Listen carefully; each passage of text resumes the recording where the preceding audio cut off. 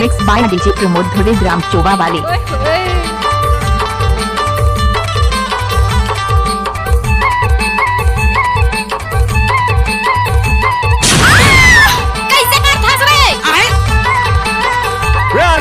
मजा जिंदगी है 2 दिन की मेला चल कर घुमाना तन के जाना अकेला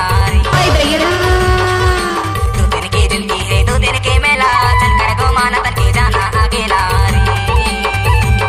2 दिन की जिंदगी है 2 दिन की मेला चल कर घुमाना तन के जाना अकेला 2 दिन की जिंदगी है 2 दिन की मेला चल कर घुमाना तन के जाना अकेला दादा रे जाना अकेला रे जाना अकेला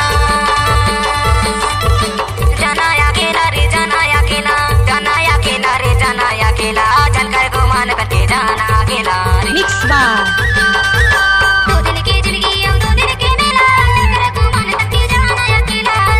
डीजे प्रमोद कुमार। 2 दिन की जिंदगी हम 2 दिन के मेला चल कर घुमाने तक के जाना अकेला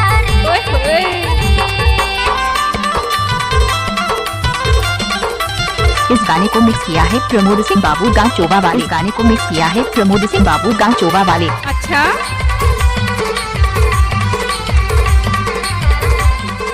गुस्सा नहीं मानो। अरे नहीं मानो कैसे कर फंस रहे नाचना वो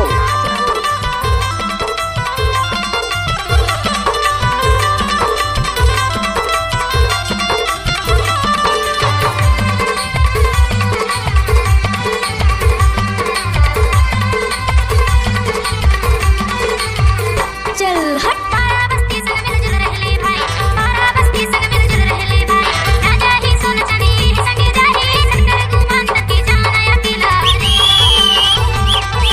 राजा ही सोन चांदी संग जाही चल कर घुमान तक के जाना अकेला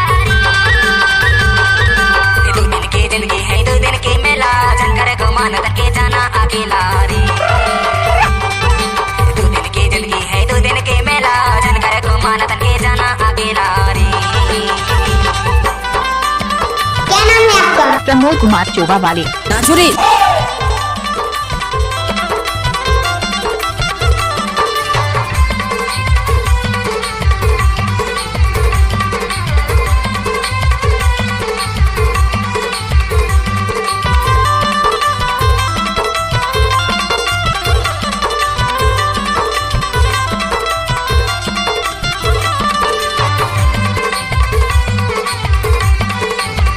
डीजे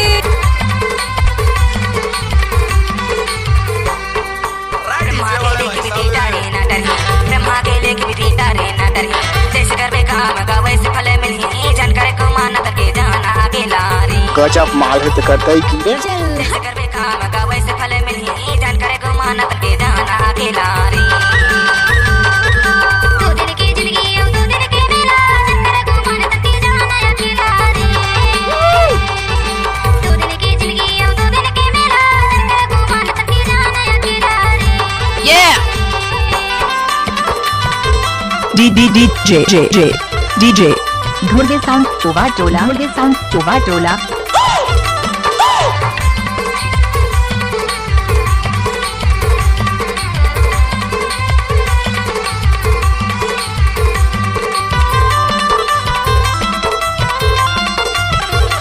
डीजे प्रमोद कुमार का मिक्स की हुई गाना मालकिया बहुत नाचती है।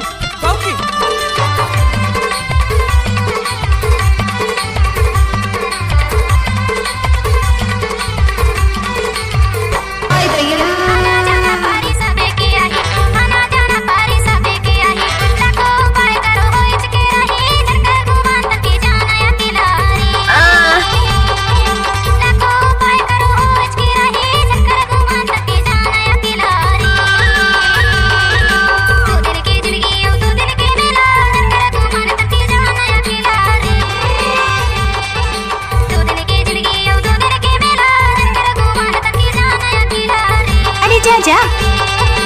जाना अकेला रे जाना अकेला जाना अकेला रे जाना अकेला जाना अकेला रे जाना अकेला चल कर घुमान करके जाना अकेला रे 2 दिन की जिंदगी 2 दिन के मेला चल कर घुमान करके जाना अकेला रे नाचुरी 2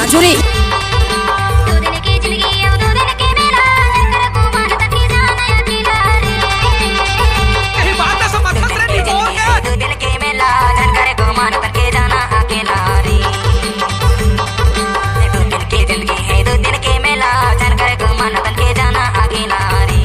डीजे चलकर घुमान तके जाना अकेला रे चलकर घुमान तके जाना अकेला मिक्स बार घुमान तके जाना अकेला रे गाना पसंद में आया तो तुरंत लाइक और चैनल को सब्सक्राइब